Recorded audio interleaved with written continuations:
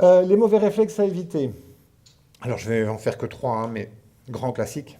Tu n'as qu'à l'ignorer. Il va se lasser. Bah non.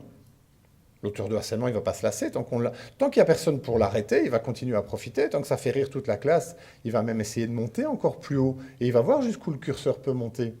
Tant que ça lui rapporte de la notoriété, de l'intérêt, voilà, qu'il a sa place dans le groupe, qu'il devient le petit caïd, pourquoi il s'arrêterait? Il n'a aucune raison de le faire. Il ne va pas se lasser. Par contre, je peux vous proposer à la place de cette phrase-là de plutôt dire à l'enfant qui est mis en difficulté par ces relations-là, j'ai entendu ton problème et je vais t'aider de mon mieux.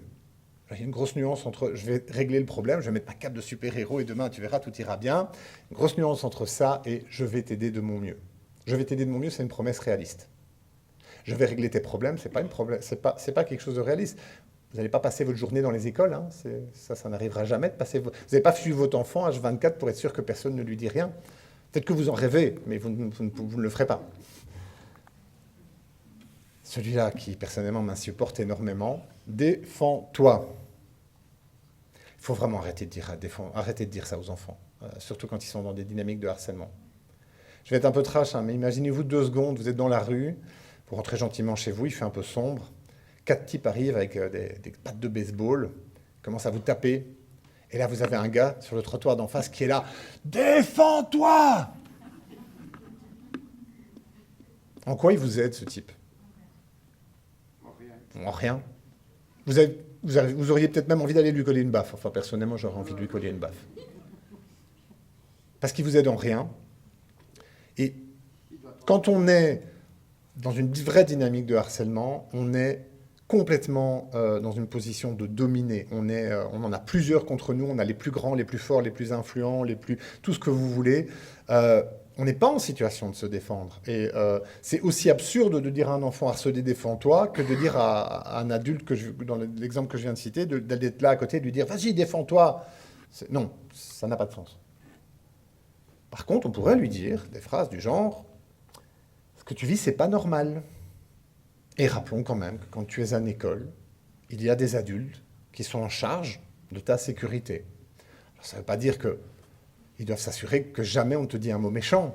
Mais qu'un élève ne vive pas des choses abominables à l'école, c'est une responsabilité des institutions scolaires. Ça fait partie de leur mission. Je vais en parler à leurs parents. Ils vont les gronder et ça va s'arrêter. Moi, je ne compte plus les gens qu'on a déjà eus chez nous avec ce genre de discours-là. Et je peux vous dire à chaque fois comment ça finit. On rajoute à la dynamique de harcèlement une dynamique de conflit entre les parents. On a des situations où ça va jusqu'à des dépôts de plainte parce que la maman de bidule a plaqué la maman de machin sur la voiture de l'autre et que ça a cassé le pare-brise et que bazar et qu'il a fallu appeler la police pour séparer les parents devant la grille de l'école. Non. Même si ce sont vos amis, même si ce sont des gens que vous connaissez bien, c'est toujours très dangereux, je ne dis pas que ça marche jamais, jamais, hein, mais c'est très dangereux de vouloir régler les choses entre parents. Parce que même si ce sont des parents très bienveillants, tout ce que vous voulez, qui sont à l'écoute et qui font un peu la morale à leur enfant. Le grand risque, c'est quoi? C'est que le lendemain, le gamin, il arrive à l'école, puis il va voir sa cible, et c'est toi qui as cafeté que ta mère, elle a appelé la mienne. Toi, tu vas voir ce que tu vas prendre double dose aujourd'hui, parce que je me suis fait engueuler à la maison à cause de toi.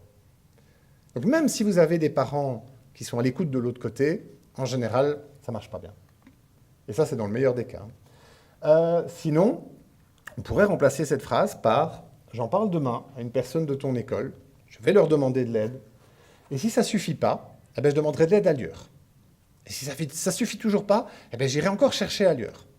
En fait, le message principal, là, je pense, à faire passer à vos enfants, c'est de dire, moi, je ne lâcherai jamais le morceau.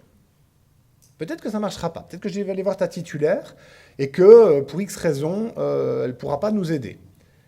Eh ben, si ça ne suffit pas, j'irai voir la directrice, et si ça ne suffit pas, j'irai chercher ailleurs. Il ne faut pas lui promettre que vous allez tout solutionner en un claquement de doigts, mais il faut lui promettre que quoi qu'il arrive, vous serez toujours de son côté. Ça semble une évidence quand on est parent, je ne suis papa moi-même, c'est une évidence, mais c'est une évidence qu'on doit rappeler à nos enfants. Et on doit leur rappeler régulièrement.